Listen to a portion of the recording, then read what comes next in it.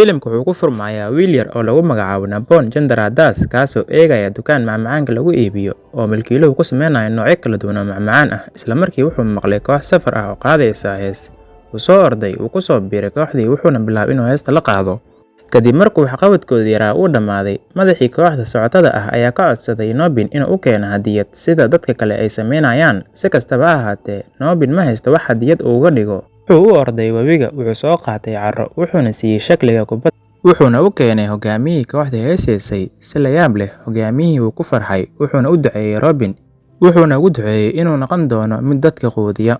Sanado badan ayaa ka soo wareegtay. Nobin waa nin weyn, wuxuu cunto ka karinayaa xafladda adeerkiis sababtoo ah Nobin aabihiis wuxuu dhintay isagoo yar. Nobin iyo hooyadiis waxay la nool yihiin adeerkiis Nitin iyo qoyskiisa. Nobin ayaa kariyay cunto qaas ah, dhammaan martidii ayaana ka heshay. Laba nin oo ka mid ah martida waxay u soo dhawaadeen Nitin waxayna ammaaneen cunto kariyihii saxanka soo diyaariyey oo weliba waxay ka codsadeen inay la kulmaan oo ay lacag siiyaan. Si kastaba ha ahaatee, Nobin adeerkii Nitin ayaa u wacay nin kale wuxuuna u sheegay inuu ninkan yahay cunto kariyaha. Waxay ammaaneen ninkii. Nobin ayaa ka xanaaqay arrinka uu sameeyey adeerkii, balse wax talaabaha ma qaadi karo oo aan keen inuu si xun u fiiriyo adeerkii isagoo aan eray oo dhan. Kadib markii ay dadka baxeen, Nobin ayaa adeerkii weydiiyey sababtuu sidaas u sameeyey. Adeerkii ayaa yidhi ma rabo in la dhaho wiilkiisa waa cunto kariye. Markuu arrinkan maqlay, Nobin ayaa ku jawaabay inuu jecel yahay samaynta cuntada oo uu ku fikirayo inuu noqdo mid kariya cuntada macmacaanka ah. Isla markii uu Nitin maqlay jawaabta Nobin, wuxuu caddeeyay in qofna qoyskooda aanu weligiin noqon cunto kariye, uuna ka yeeli doono inuu noqdo asiga, maadaama ay tahay shaqo aad u liidata oo la isku ceebeeyo. Wuxuuna ugu hanjabay in haddii Nobin uu sidaas sameeyo, isaga iyo hooyadiis ay ka tagi doonaan uuna u jari doono cilaaqaadka ay la leeyihiin isaga iyo qoyskiisa. Tani waxay ka cadhaysiisay Nobin. Hooyadiis ayaa isku dayay inay wax fahamsiiso Nobin, balse wuu ka tagay guriga adeerkiisa oo wuxuu maqnaa maalmo badan. Maalintii xigtay, wuxuu shaqo ka bilaabay dukaan lagu iibiyo macmacaanka. Dukaanka waxaa lahaa nin Islaweyn oo lagu magacaabo Kalidas Indra. Nobin ayaa aad ugu faraxsan inuu ka shaqeeyo dukaanka, waxayna isla shaqayn jireen Mahesh iyo Hemant. Nasiib xumo, Kalidas ma u ogola Nobin inuu ku lug yeesho samaynta macmacaanka, wuxuuna u diray hawlaha kale ay ka mid tahay inuu ilaaliyo macaamiisha inta lagu jiro shaqada. Nobin ayaa isha ku hayay Hemant, wuxuu u soo jeediyey inuu sayiib ku daro macmacaanka, balse wuu ka diiday. Laakiin Mahesh ayaa saaciday, wuxuuna ku amray inuu sameeyo tijaabo kasta uu doonayo.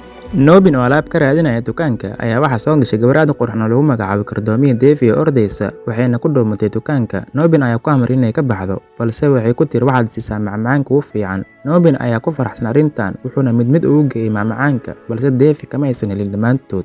Wax yar kadib, Nobin ayaa fahmay in Kira ay rabtay macmacaan free ah, meesha ayuuna ka ceeriyey.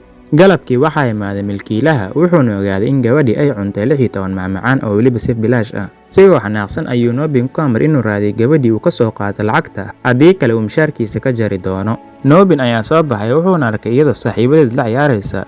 Kira markay Nobin aragtay, way orday waxayna soo gashay gurigeeda. Nobin kamuu harin, wuu ka soo dabagalay guriga, wuxuuna u sheegay hooyadeed, taas oo lacagta siisay Nobin. Markuu soo baxay, waxaa ku dhagtay Kira waxayna qaniintay asiga, waxayna ka xoogtay lacagtii. Sidoo kale waxay aad u caysay macmacaanka, waxayna u sheegtay inay lacagta siin doonto haddii uu sameeyo macmacaan cad oo wareeg ah, waxayna u magac dartay Rosa Gola oo ah magac. Nobin ayaa ka fasax qaatay Mahesh, wuxuuna bilaabay inuu u sameeyo macmacaanka sidii ay Kira u sheegtay, balse markuu isdhaho shiil way kala daadanayaan. Galabkii markuu Kalidas imaaday, wuxuu ku qayliyey Nobin maadaama uu khasaariyey farmaajo iyo saliid badan. Nobin ayaa isku dayay inuu isdifaaco, balse Kalidas muusan ka yeelin, wuuna dharbaaxay. Nobin ayaa imaaday qasri weyn. Kalidas ayaa Nobin ku amray inuu macmacaan u sameeyo naagta guriga iska leh dumaashiyaalkeed, wuuna ka ogolaaday Nobin, wuxuuna u sameeyey macmacaan ka samaysan cambo. Dhammaan dadka guriga jooga way ka heleen macmacaankii, waxayna ammaaneen Nobin. Nasiib xumo, Kalidas ayaa ku qayliyey Nobin maadaama uu dadka ka siiyey lacag yar. Wuu ku xanaaqay, wuxuuna shaqada ka ceeriyey Nobin, wuxuuna lacagtii ka khasaartay ka qaatay Nobin hooyadiisa. Nobin adeerkiis ayaa ku amray inuu gurigiisa ka tago. Nobin iyo hooyadiis ayaa ka soo tagay guriga adeerkiisa. Waxaan aragnaa Nobin iyo hooyadiis oo kiraystay guri, maadaama uu Kalidas soo ceeriyey, wuxuu waayay cid shaqo siisa. Ugu dambeyn wuxuu noqday mid qashinka qaada. Hooyadiis aad ayay ugu niyad jabtay, waxayna u sheegtay inuu riyooyinkiisa raaco. Maalintii xigtay waxaa imaaday ganacsade lagu magacaabo Mr. Chandu ayaa ammaanay khibrad uu leeyahay Nobin, wuxuuna ka codsaday inuu la shaqeeyo. Nobin oo faraxsan ayaa ogolaaday. Sidoo kale Mahesh ayaa soo raacay. Waxaan aragnaa Nobin oo ka shaqeynaya dukaanka. Waxaa imaaday nin, wuxuuna Chandu siiyey lacag, wuxuuna ka codsaday inuu u sameeyo macmacaan qaas ah ugu talagalay arooska wiilkiisa. Nobin iyo Mahesh oo aan waxba ka ogeyn dalabka ayuu Chandu lacagtii qaatay, wuuna baxay. Maadaama ay weynaatay Kira, waa la soo doontay. Markay maqashay way xanaaqday, laakiin markay ogaatay in ninku uu yahay Nobin, way ku faraxday wayna oggolaatay.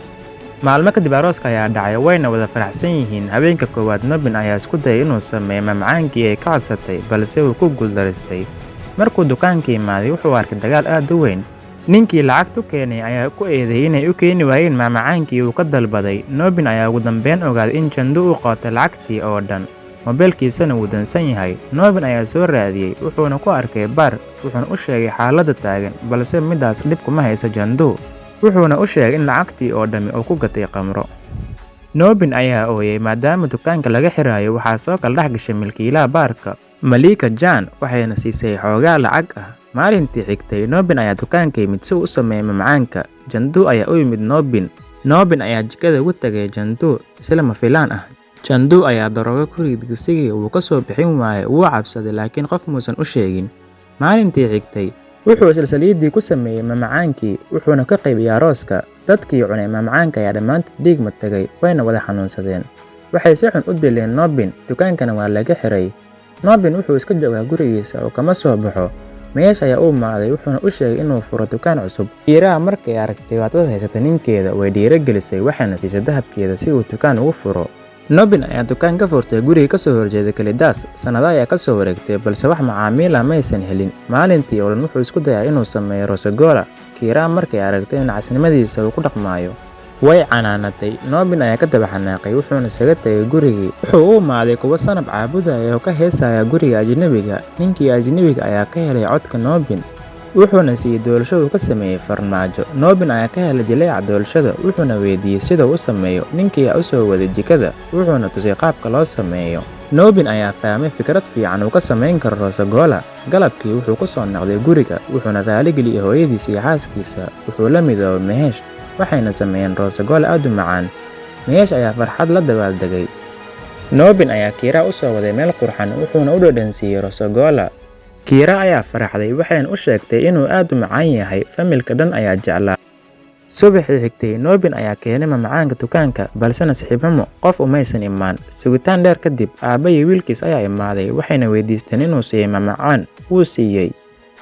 Cunugii yaraa ayaa aad uga helay rosagola, wuxuuna aabihiis u sheegay inuu dhadhamiyo uu gato, waxayna dhammaysteen dhammaan macmacaankii. Dadka xaafadda ayaa aad uga helay rosagola. Wuxuu u yimid qof walba soo caawiyay waqtiyadiisa adkaa, wuxuuna dhammaantood siiyey rosagolihii uu sameeyey.